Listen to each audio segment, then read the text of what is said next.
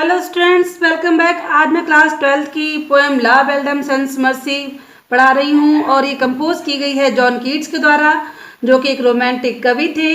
और इन्होंने अपनी कविता का जो टाइटल चुना है ला बेल्डम सन्स मर्सी, ये फ्रेंच भाषा से लिया गया है, जिसका अर्थ है लेडी विदाउट मर्सी। आइए शुरू करते हैं आज की कविता। उससे पहले जान लें कि ये कविता आपकी दो भागों में बटी हुई है। प्रारंभिक की 3 स्टेंजाज में कवि प्रेम में तिरस्कृत एक सामंत से उसकी उदासी एवं दुख का कारण पूछते हैं, और शेष बाद के स्टेंजा में सामंत कवि के प्रश्नों का उत्तर देते हैं। चलिए बच्चे शुरू करते हैं आज की कविता। कवि पूछते हैं, O what can ail thee knight at arms.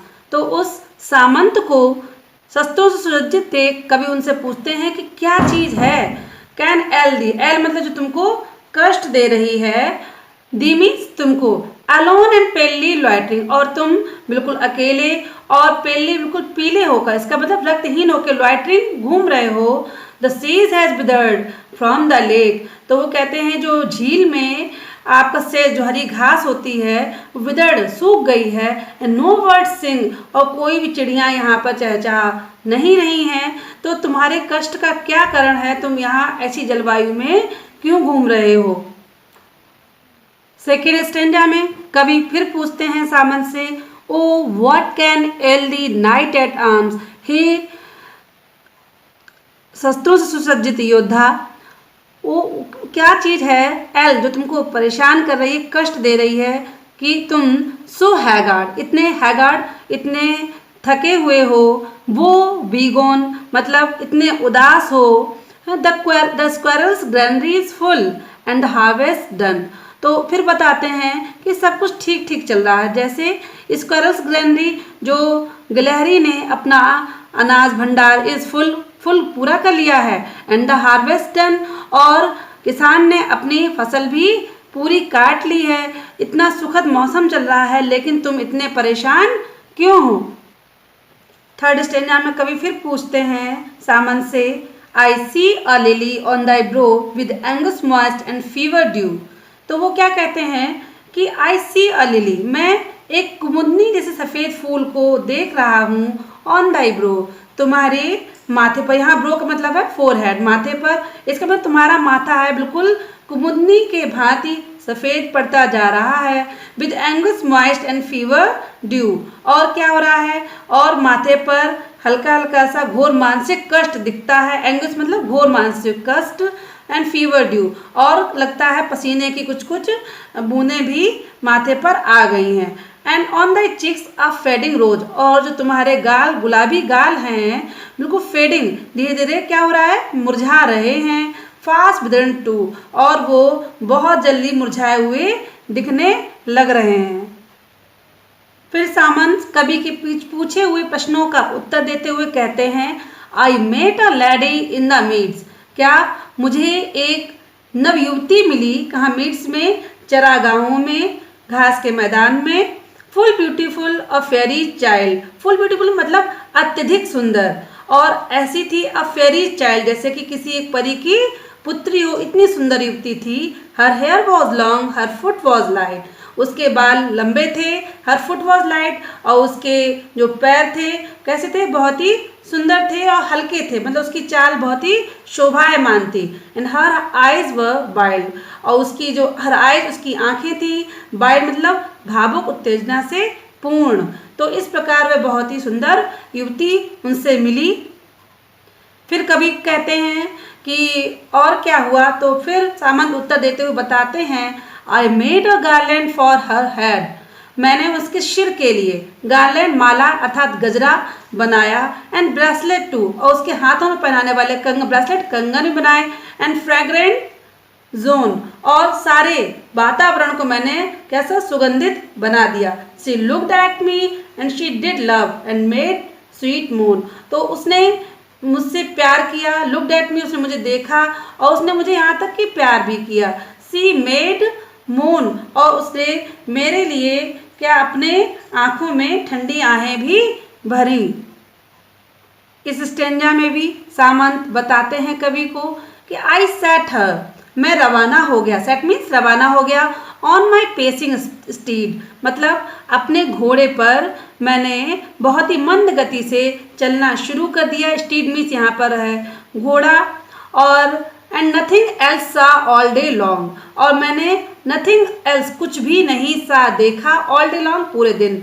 मैं उस युवती के सिवाय मैंने पूरे दिन कुछ भी नहीं देखा। For side long would see bend तो उसने एक तरफ साइड लॉन्ग एक तरफ वुड बेंड झुका लिया अपना सिर and Singh a Pheri song और एक परियों के द्वारा गाया जाने वाला गीत वो गुनगुना रही थी।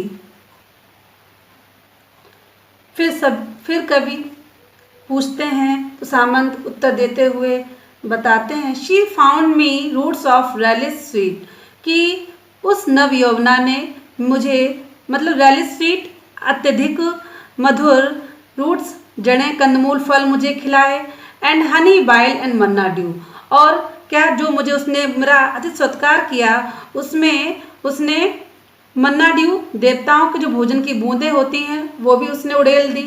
And sure in language strange she said और श्योर बहुत निश्चित रूप से उसने भाषा जो उसकी थी स्ट्रेन विचित्र थी लेकिन उसने कहा क्या कहा आई लव दी ट्रू कि मैं तुमको सच्चा प्रेम करती हूँ।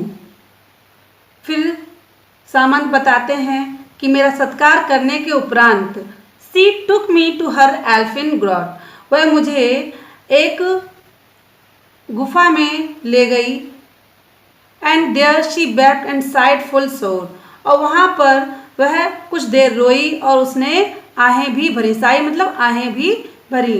And there I shut her बाइल आइज और वहाँ पर मैंने आई शट मैंने बंद कर लिया हर बाइल आइज उसकी बहुत ही विशाल सी आँखें विथ किसेस 4 और मैंने उसको 4 टाइम्स उसको किस किया ये समझाने के लिए आश्वासन देने के लिए कि वह सामंत उसको कभी भी छोड़ेगा नहीं। फिर कवि कहते हैं कि अब इस प्रकार से सामंत अपने दुखों को बयान करते हुए बताते हैं कवि को and there she lulled me asleep और देयर मीन्स उस गुफा में वहाँ पर शी लर्न मी उसने लोरी गाकर मुझे एस्लीप कर दिया सुला दिया। एंड देयर आई ड्रीम्ड और वहाँ पर मैंने स्वप्न देखा। क्या देखा वो बिटाइड कैसे जैसे मेरे लिए बड़े दुख की और कष्ट की बात थी। The latest dream I ever dreamed ये सबसे लेटेस्ट मतलब सबसे नज़दीकी ही सपना था जो मैंने कभी अपने जीवन में देखा था। On the cold hill side तो सामंत बताते हैं कि उस रात्रि सोने के उपरांत मैंने ऐसा कोई स्वप्न बाद में नहीं देखा क्योंकि मैं कभी सो ही नहीं पाया। I saw pale kings and princes to pale barriers death pale were they all तो फिर सामंत बताते हैं कवि को कि उन्होंने अपने स्वप्न में अनेक राजा राजकुमार और योद्धा देखे। कैसे थे वो पेल बैरियर बिल्कुल पीले पड़ गए थे अर्थात उनके शरीर में बिल्कुल रक्त नहीं रहा था। डेथ पेल वर दे और वो ऐसे पीले हो गए थे जैसे कि मृत्यु के उपरांत कोई व्यक्ति पीला हो जाता है। दे क्राइड वे चिल्ला रहे थे क्या ला बेल्डम सेंस मर्सी क्या चिल्ला रहे थे लेडी विदाउट मर्सी बिना मर्सी बिना दया की महिला। और वो चिल्ला रहे थे कि इस निर्दया यौवना ने उनको दी हैथ इन थ्रेल उनको क्या दास्ता में जकड़ लिया है। फिर सामंत कहते हैं आई सा देयर स्टार्ड लिप्स इन द ग्लोम कि मैंने जो शाम ग्लोम मतलब शाम के मध्यम प्रकाश में उनको देखा। देयर स्टार्ड लिप्स उनके सूखे पड़ते हुए होठों को with horrid warning gap wide और क्या था वो बहुत ही उनके होंठ सूख रहे थे और वे बहुत ज़्यादा भयग्रस्त भी थे। हॉरिड मतलब भयग्रस्त थे। And I अवोक and found me और मैं जागा तो मैंने भी पाया है यहाँ पर on the cold hill side तो जब मैं जागा तो मैंने अपने आप को भी ठंडी पहाड़ी पर पड़ा हुआ पाया। और कविता की अंतिम लाइन्स में सामंत बताते हैं कवि को एंड दिस इज वाई और यही कारण है आई सोजन हेयर कि मैं यहाँ पर ठहरा हुआ हूँ। अलोन एंड पेली लॉइटरिंग, अलोन अकेला, और पेली लॉइटरिंग बिल्कुल पीला पड़ गया हूँ, रक्तहीन हो गया हूँ और मैं यहाँ पर घूम रहा हूँ। दो द सैज had withered from the lake, यद्यपि से जो हरी हरी घास है सूख गई है इस झील के पास, एंड नो बर्ड सिंग, और यहाँ पर कोई भी चिड़िया चहचहाती नहीं है, फिर भी मैं अकेला ही यहाँ पर घूम रहा हूँ। आपको अगर कविता पसंद आई हो तो आप सभी लोग चैनल को सब्सक्राइब कर लाइक ज़रूर करें।